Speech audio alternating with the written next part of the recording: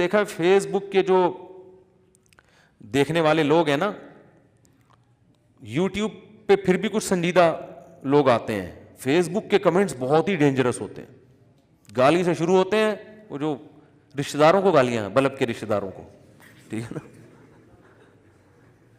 تو وہ رشتہ داروں کو بھی گالیاں, ایسا آپ کی چونکہ پالیسی سے اختلاف کر رہے ہیں. اور اچھا, اور یہ جو اندھی عقیدت میں مخالفت کر رہے ہوتے ہیں نا بہت زیادہ, یہ اپنے لیڈروں کی ان سے بڑی بڑی غلطیوں کو پی رہے ہوتے ہیں, ان میں یہ بڑا فالٹ ہوتا ہے.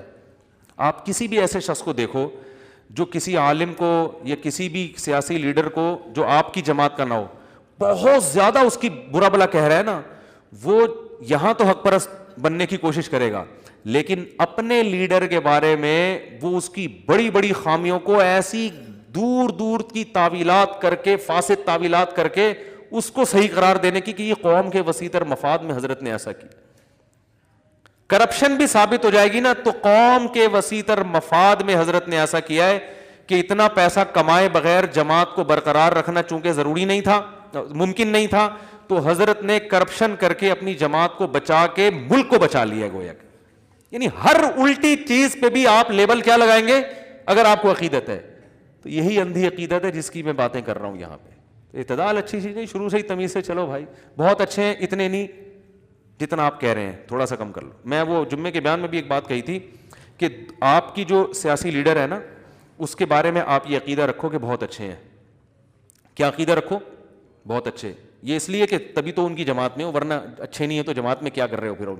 تو آپ یہ عقیدہ رکھو بہت اچھے ہیں, اتنے نہیں جتنے ہمارے کارکن سمجھ رہے ہیں, اس سے تھوڑا سا کم. آئی بس یہ بول دیا کرو زبان سے, ہم جس سیاسی جماعت کو فالو کر رہے ہیں ہمارے لیڈر بہت اچھے ہیں, اتنے بھی نہیں جتنا ہم سمجھ رہے ہیں.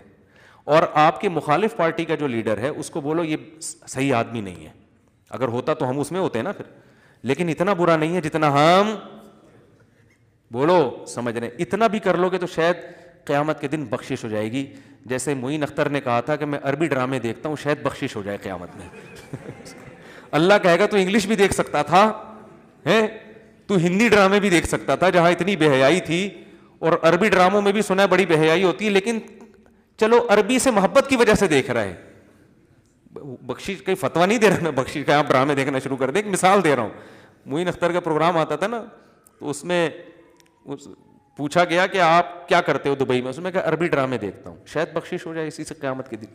تو میں بھی اچھی تعویل کر کے کہہ رہا ہوں کہ اگر آپ اتنا عقیدہ رکھ لو کہ میرا جو لیڈر ہے وہ اچھا ہے, اتنا نہیں جتنا ہم لوگ سمجھ رہے ہیں, 2 نمبریاں بھی بہت ہیں, کچھ اتنے بھی نیک نہیں ہیں, بہت کچھ ہے, الٹا سیدھا بھی بہت چل رہا ہے, ٹھیک ہے نا. چلو چل رہا ہے, سبھی چلا رہے ہیں تو انہوں نے بھی چلا لیا, ٹھیک ہے نا, ٹھیک ہے نا.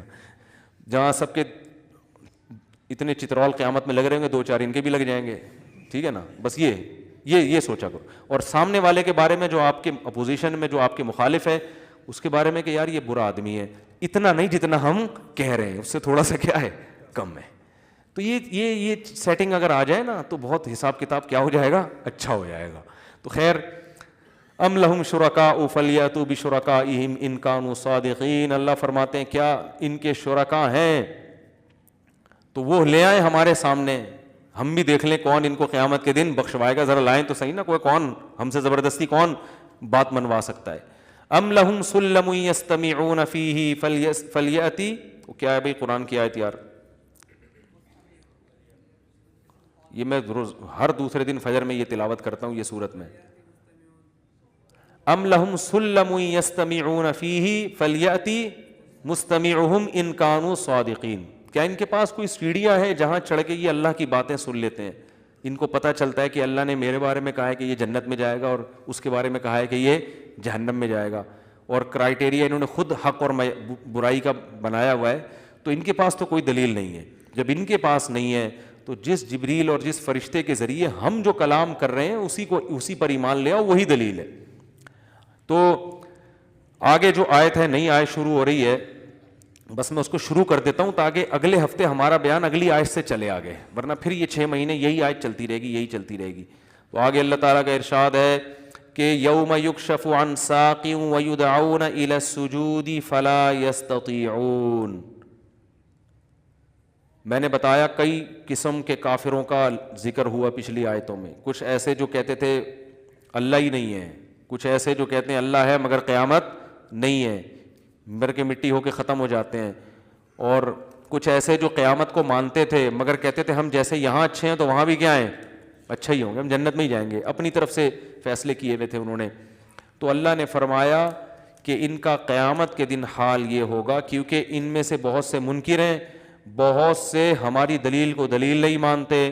تو فرمایا کہ کل قرب قیامت میں جب اللہ یکشف عن ساق اپنی پنڈلی کو ظاہر کرے گا. یہ کیا ہے؟ ایسی آیتیں متشابہات میں کہلاتی ہیں. تو اس کا جو اسلاف کا عقیدہ اس بارے میں کہ اللہ نے پنڈلی کا لفظ استعمال کیا، اس کی کیفیت کیا ہے یہ اللہ ہی جانتا ہے، ہمیں اس کی بحث میں پڑھنے کی اجازت بولو بھائی نہیں. اللہ اپنی ایک صفت کی تجلی ظاہر کرے گا، اللہ اپنی زیارت کروائے گا، اپنا دیدار کروائے گا. تو قرآن میں اللہ تعالیٰ فرماتے ہیں یوم یکشف عن ساق ویدعون الی السجود، ان کو پھر سجدے کے لیے بلایا جائے گا. حدیث میں آتا ہے جب اللہ تعالیٰ قیامت کے دن اپنی پنڈلی کو ظاہر کریں گے، اپنا جلوے کو ظاہر کریں گے، تو جتنے بھی مومنین اور نماز پڑھنے والے لوگ ہیں نا، اتنا اس کا ایک حسن ہوگا، اتنا جمال ہوگا، اتنی اس میں لوگوں کا دل کرے گا کہ سامنے سجدے میں گر جائیں. بعض دفعہ ایسا ہوتا ہے نا، آپ کو کسی سے بہت زیادہ عقیدت ہو اور اچانک آپ کی اس سے ملاقات ہو جائے تو آپ کا پیچھے چلے جاتے ہیں نا، دل چاہ رہا ہوتا ہے کہ میں اپنا سر رکھ دوں اس کے قدموں میں. تو ظاہر ہے اللہ کی زیارت وہ کیا چیز ہوگی، اس سے تو یعنی اس کا تو تصور ممکن نہیں ہے نا.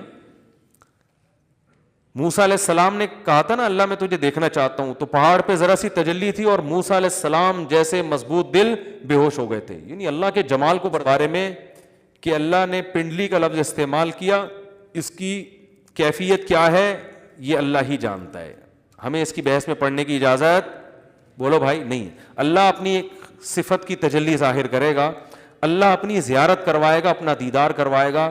تو قرآن میں اللہ تعالیٰ فرماتے ہیں یوم یکشف عن ساق ویدعون الی السجود، ان کو پھر سجدے کے لیے بلایا جائے گا. حدیث میں آتا ہے جب اللہ تعالیٰ قیامت کے دن اپنی پنڈلی کو ظاہر کریں گے، اپنا جلوے کو ظاہر کریں گے، تو جتنے بھی مومنین اور نماز پڑھنے والے لوگ ہیں نا، اتنا اس کا ایک حسن ہوگا، اتنا جمال ہوگا، اتنی اس میں لوگوں کا دل کرے گا کہ سامنے سجدے میں گر جائیں. بعض دفعہ ایسا ہوتا ہے نا، آپ کو کسی سے بہت زیادہ عقیدت ہو اور اچانک آپ کی اس سے ملاقات ہو جائے تو آپ کا پیچھے چلے جاتے ہیں نا، دل چاہ رہا ہوتا ہے کہ میں اپنا سر رکھ دوں اس کے قدموں میں. تو ظاہر ہے اللہ کی زیارت وہ کیا چیز ہوگی، اس سے تو یعنی اس کا تو تصور ممکن نہیں ہے نا. موسیٰ علیہ السلام نے کہا تھا نا اللہ میں تجھے دیکھنا چاہتا ہوں، تو پہاڑ پہ ذرا سی تجلی تھی اور موسیٰ علیہ السلام جیسے مضبوط دل بے ہوش ہو گئے تھے. یعنی اللہ کے جمال